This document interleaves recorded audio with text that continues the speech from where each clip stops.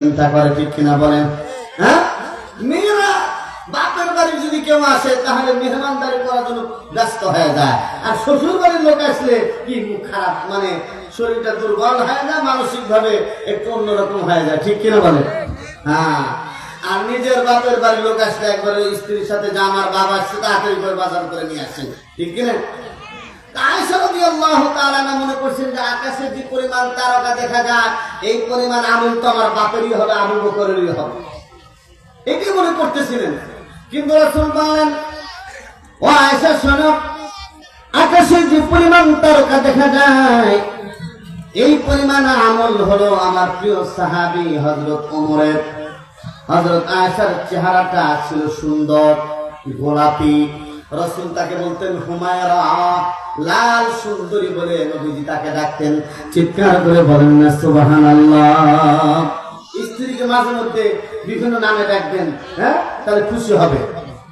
এই আকাশের চাঁদ, হ্যাঁ, এই সুন্দরী, কি বিভিন্ন নামে ডাকবেন তাহলে খুশি হবে। রাসূল আয়েশার আরেক নাম দিয়েছিলেন ইয়া হুমায়রা, ইয়া হুমায়রা।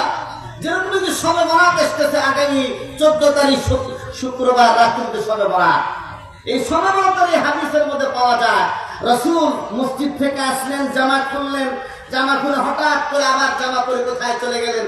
আয়েশা মনে করলো যে রাসূলুল্লাহ সাল্লাল্লাহু আলাইহি ওয়াসাল্লাম হয়তো অন্য কোন স্ত্রীর ঘরে গেছেন। আমার প্রিয় ভাইরা, এজন্য আয়েশা খুঁজাখুঁজি করতে লাগলেন অন্য কোন স্ত্রীর ঘরে মুহাম্মদ সাল্লাল্লাহু আলাইহি ওয়াসাল্লাম গেছেন কিনা। কোথাও খুঁজে পেলেন না।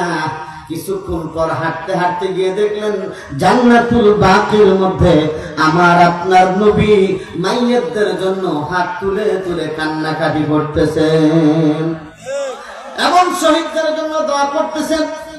আল্লাহর নবী দোয়া শেষ হওয়ার পর দেখুন আয়েশা তার পাশে দাঁড়ানো।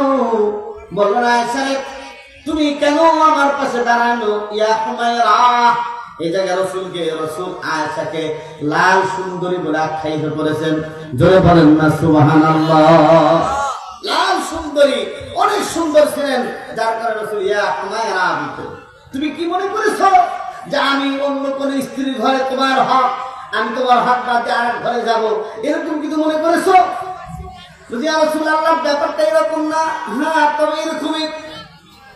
তুমি কি জানো এই লাইলাতুল নিসফি মিন শাবান, শবে বরাতের রাত্রিটা কেমন রাত্রি তুমি কি জানো? বলছি ইয়া রাসূলুল্লাহ আমি তো জানি না।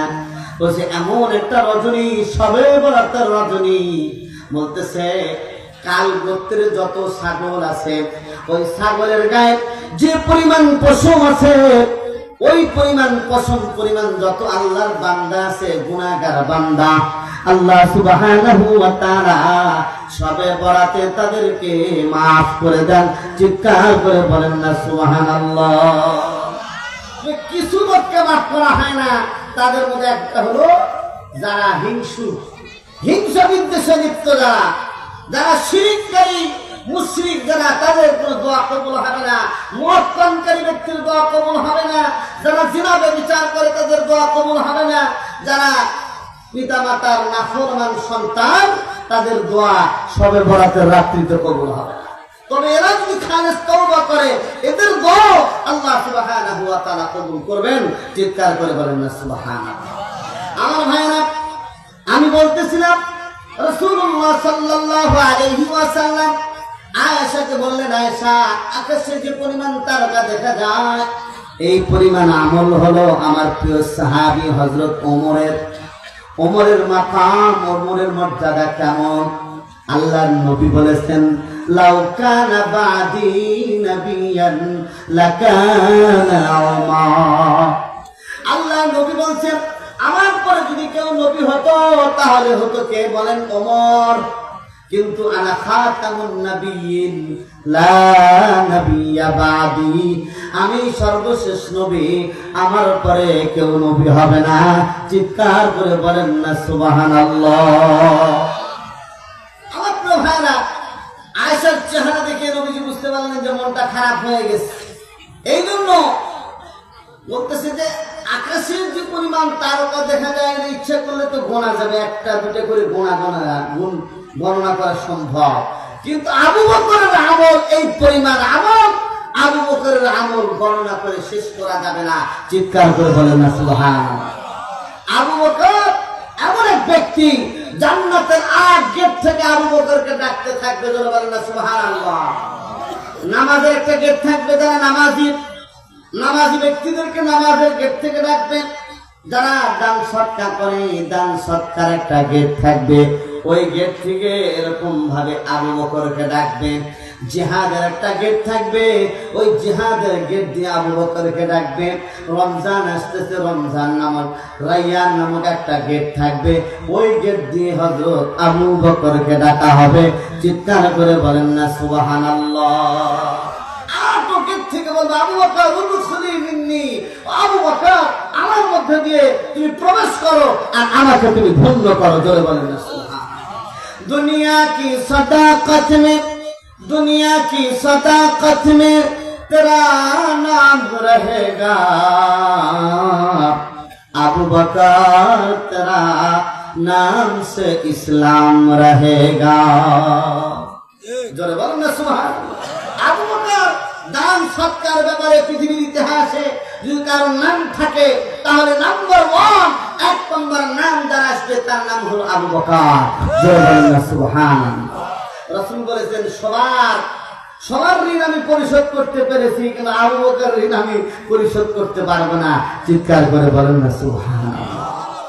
আমার প্রিয় ভাইরা, রাসূল বললেন আবু বকরের আমলের পরিমাণ যা গণনা করে শেষ করা যাবে না। তবে শোনো আমার প্রিয় মাহবুবা আয়েশা, তুমি শোনো, আলেম ওলামাদের মর্যাদা, হাফেজের মর্যাদা হলো 10 জনকে জান্নাতে নিয়ে যাবে। তার পরিবার পরিজনের যারা জাহান্নামী হয়ে গেছে সুপারিশ করে তারা জান্নাতে নিবে। আর আলেমের মর্যাদা, আলেমকে যারা মহব্বত করত, আলেমকে যারা হাদিয়া দিত, আলেমদেরকে যারা চা পান করাইত, আলেমদের যারা মুসাফা করত, তাদের মর্যাদা হলো এমন। বলতেছে আলেমদের সাথে যারা সম্পর্ক রাখবে, বলতেছে তারা আলেমদের পিছনে পিছনে জান্নাতে রওনা হয়ে যাবে। দেখা যাবে যে অনেক মানুষ একজন আলেমের পিছনে, এত লোক জান্নাতে রওনা হয়েছে আলেমের পিছনে। ফেরেশতা গিয়ে বলবে আল্লাহ, ওই অমুক গ্রামের এক আলেমের সাথে দেখা যায় কয়েকশো লোক আপনার জান্নাতের মধ্যে প্রবেশ করতে চায়, কি করা যায় এদের ব্যাপারে? আল্লাহ সুবহানাহু ওয়া তাআলা বলবেন আমার জান্নাতের মধ্যে কি জায়গা কম আছে নাকি? বুঝলেন, জান্নাতের মধ্যে জায়গার কোনো কমতি নাই। তবে শোনো, এরা আলেমদেরকে মহব্বত করতো, আমি আলিম, আমি আল্লাহ জাননেওয়ালা, আমার সিফাতে তারা গুণান্বিত হয়েছে। সুতরাং যেহেতু আলেমদের সাথে মহব্বত রাখতো, একজনকেও ছাড় দেওয়া দরকার নাই, সবাইকে আমি আল্লাহ আলেমদের সাথে মহব্বত রাখার কারণে সবাইকে জান্নাতে যাওয়ার পারমিশন দিয়ে দিলাম। কিয়ামতের ময়দানে এক লোককে ফেরেশতারা টেনে হেঁচড়ে জাহান্নামের দিকে নিয়ে যায়। ভয়াবহ অবস্থায় উল্টা মুখ করে একজন ব্যক্তিকে জাহান্নামের দিকে নিয়ে যায়। আল্লাহ সুবহানাহু ওয়া তাআলা ফেরেশতাদেরকে বলবেন কেন তোমরা জাহান্নামে নিয়ে যাও? বলবে আল্লাহ এত গুনাহগার পাপী মানুষ। বলতেছে জিজ্ঞেস করো এর কোন আলেমের সাথে সম্পর্ক ছিল কিনা। তাকে জিজ্ঞেস করা হবে, ও ভাই আপনার কোন আলেমের সাথে সম্পর্ক ছিল কিনা? বুঝে না, আমার কোন আলেমের সাথে সম্পর্ক ছিল না, তবে আমার এক বন্ধু ছিল, সেই বন্ধুর সাথে আলেমের সম্পর্ক ছিল। আল্লাহ তাআলা বলবেন ঠিক আছে, সাদিকুল হাবিবি হাবিবুন, আজ বন্ধুর বন্ধু বন্ধু হয়ে থাকে, সুতরাং তাকে মাফ করে দাও। সে কেমন যেন আলেমদের বন্ধু, এজন্য আলেমদের বন্ধু হওয়ার কারণে তাকেও আল্লাহ সুবহানাহু ওয়া তাআলা মাফ করে দিয়ে তার বিশাল বড় জান্নাতের মালিক বানায়া দিবেন। চিৎকার করে বলেন না সুবহানাল্লাহ। মর্যাদা আল্লাহ তাআলা বলেছেন ইন্নামা ইয়াখশাল্লাহ মিন ইবাদিহিল উলামা। আল্লাহর যত বান্দা আছে তার মধ্যে আলেমরা আল্লাহকে বেশি মহব্বত করে আল্লাহকে বেশি ভয় করে। জোরে বলেন না সুবহান। কারণ